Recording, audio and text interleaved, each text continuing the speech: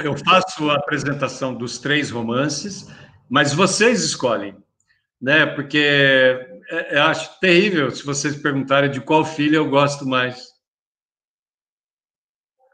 É triste. Então, eu posso dizer assim, meu primeiro romance é o Matrinchando Telespires. Ele é de 98. Ele surgiu de uma mentira.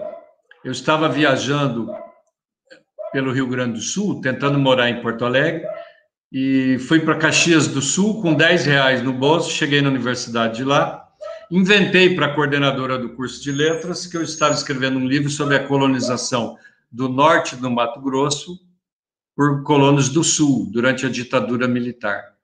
Ela acreditou e eu entrei em sala de aula para vender poesia. Eu preguei essa mentira durante 3 meses em 27 cidades dos 3 estados do sul. Aí me senti na obrigação de transformar a mentira em verdade. 2 anos depois eu publiquei o livro. Mas vocês sabem que o mentiroso, ele é compulsivo.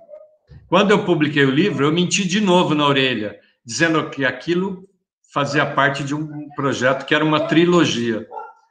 Demorou 16 anos para eu publicar o segundo. Com 2/3 da mentira contada, pronta, aí era mais fácil terminar do que passar por mentiroso. Daí eu publiquei o terceiro também. Então, para aqueles que são cartesianos, o ideal é ler o primeiro, depois o segundo e o terceiro, mesmo que eles sejam interdependentes. A leitura pode ser feita 3-2-1, 1-2-3 ou 2-3-1, 2-1-3. Não vejo problema nesse sentido, certo? Pelas inquietações que o Silvano colocou, quer dizer, eu depreendo que ele é um ex-militar, um militar aposentado da aeronáutica, já que falou com alguma propriedade sobre esse cenário, né? Eu acredito que ele gostaria muito de ler primeiro o Matrinchando Telespires, porque é onde é a gênese dessa viagem, que eu demorei 20 anos para escrever os 3, né? Meu pai foi morador de Sinop quando estava começando, né? A primeira cena do livro, Silvano, eu falo, esse livro, ele não foi adotado por uma grande escola aqui de Cuiabá, na época, porque a coordenadora pedagógica leu e falou assim, olha, se você tirar essa cena de sexo que tem num caminhão no início do livro, nós compramos 200 exemplares desse livro. Eu falei assim, professora, me admira muito que a senhora, como uma diretora pedagógica de uma escola, ofereça essa possibilidade para o escritor, dele mutilar a sua obra para vender 400 exemplares. Muito obrigado, mas eu não vou fazer isso. Deixei de vender. Mas imagina, como é que uma pessoa que trabalha na área de educação se dá a esse trabalho, né? Quer dizer, uma obra de literatura, ela não é usada, ou não deve ser usada numa escola, para passar uma outra ideologia que não aquela dela.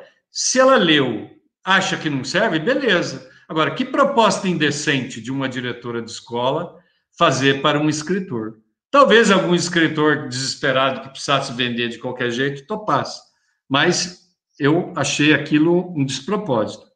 Então, eu procuro nesse livro reconstruir um pouco do imaginário, né, para falar desses sulistas, como era a minha família, e milhares e centenas de milhares delas que estão por aqui, vieram todos em busca de uma terra prometida. Você falou que foi até a Alta Floresta, um pouquinho antes de chegar antes de Alta Floresta, depois que você sai ali, né, na altura de Colíder, vira à esquerda ali, passou Colíder, antes de Carlinda tem Nova Canaã do Norte, né? Quer dizer, é o mito da terra prometida, é o Eldorado. Você tinha 100 hectares de terra no Rio Grande, Santa Catarina, vendia e comprava 2.000 aqui, né? O café, quando começou a ser plantado em Alta Floresta, era chamado de a lenda do ouro verde. Então, existem inúmeras mitologias em torno da ocupação desse território. E o Matrinchand, eu gosto muito dele por esse viés, esse recorte que ele tem, né? Que eu saiba, ele já virou mais de 10 monografias de graduação e de especialização. Mas essa semana mesmo na Unemat teve uma defesa, ou vai ter ainda nos próximos dias, sobre ele. A primeira dissertação sobre ele foi em 2002, na Unesp, em São José do Rio Preto, que, inclusive, abriram as portas para eu fazer o doutorado lá, né? E 22 anos depois, ainda tem gente estudando o livro. Então, eu acho que alguma qualidade ele deve ter, né? Eu acho que ele tem esse recorte. O segundo, o Flor do Ingá, eu criei um incidente, um assassinato no Matrinchã, que eu não consegui resolver. E eu deixei para lá. Mas as pessoas que liam ficavam querendo saber. Daí eu deixei e falei, não, no segundo volume eu resolvo isso, né? Esse segundo volume ficou parado esse tempo todo. Eu terminei de escrever, ficou 5 anos parado até eu criar condições de publicar. Quando eu consegui, ganhei uma ação contra um plano de saúde, ganhei um dinheiro que deu para publicar, eu reescrevi ele em 30, 40 dias. Né? E aí fui dar uma nova cara para ele, deixar ele um pouco mais moderno. Mas aquele cara que é acusado de... Aliás, desculpa. É um casal que era personagem secundário lá no primeiro, passa os seus protagonistas. Né? E a esposa dele é amiga da prostituta que estava lá no cabaré com o cara que foi assassinado. Então, foi a maneira que eu achei para tentar resolver isso. Só que isso eu achei depois que já tinha terminado a história. O segundo volume, eu terminei sem ter essa clareza. Então, é a história do cara que se separou da esposa lá no primeiro volume, e 20 anos depois, pela internet, ele procura reencontrá-la, para estabelecer o contato, querendo saber como é que ela estava. E a história toda se passa no segundo volume, nessa expectativa, né? Mas também não fecha a história.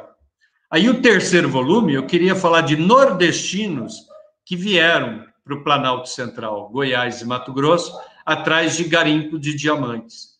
Então, eu fiz 17 viagens ao Nordeste em 3 anos e meio para pesquisar. Eu queria que meu personagem nordestino tivesse nascido numa cidade cujo padroeiro fosse São Sebastião. Então, eu fui viajar atrás dessa cidade, porque eu podia pesquisar pela web, por aí. Não, mas eu gosto, quando eu tenho umas ideias iniciais, eu preciso ir no lugar. Né? Então, descobri, por acaso, Ouricuri, no sertão de Pernambuco. Né? Como a maior parte dos garimpeiros que vieram para cá era ou da Bahia, ou do Maranhão, ou de Pernambuco, eu falei, eu vou visitar esses lugares. E aí, cada vez nas férias, o feriado prolongado, eu arrumava um jeito de ir, ficar 3 dias, uma semana, 15 dias e tal. Então, foram 17 vezes nesses 3 anos e 4 meses. E montei a árvore genealógica do meu personagem. Os antepassados deles vieram do Maranhão, ele nasce em Pernambuco, e aí fui montando. Né? E nessas viagens, eu fui me interessando por outras histórias. Então, como eu fui parar em Ouricuri, é perto de Petrolina, é perto de Exu, eu fui conhecer a terra do Luiz Gonzaga, e Luiz Gonzaga entrou na minha história. Eu fui à Serra Talhada, terra do Lampião, Lampião entrou na história. Em Ouricuri tem uma estátua do Frei Damião, Frei Damião entrou na história. Ali fica perto do Crato Juazeiro do Norte, eu fui lá render minhas homenagens ao Padre Cícero, e entrou na história. Ali é pertinho de Assaré, terra do Patativa, também entrou na história. E o São Sebastião, obviamente que sim. Então, aí virou o terceiro, Chibiu. É claro que eu acho que o mais bem escrito é o último. A crítica que vai dizer, quando o cara já publicou 10, 20, 30 obras, qual que é a sua obra-prima, se é o primeiro, se é o último, se é o do meio, se é isso ou se é aquilo. O escritor não tem distanciamento necessário para saber qual dos seus livros é considerado o melhor ou o mais importante. Ele não tem. Quem vai ter é quem vai estudar a obra dele, que vai ter e vai construir uma argumentação para defender isso, que pode ser contraposta também por qualquer outra pessoa. Então, o mais atual, eu acho que é o mais bem escrito. O mais importante, eu acho que é o primeiro, sem o qual talvez não houvesse os outros dois. O do meio, eu acho que ele é o mais complicado para ser lido. Né? Não por ser o do meio. Né? Eu sou filho do meio, não sou o filho mais complicado da minha casa, eu acho. Mas é porque o Flor do Ingá, ele é um jorro de um cara desesperado que está atrás de respostas, Então, são páginas e mais páginas de um texto sem paragrafação nenhuma, como se fosse um vômito, um jorro. Então, eu acho que começar por ele pode não ser muito agradável. Talvez, para quem já leu o primeiro, começar por ele.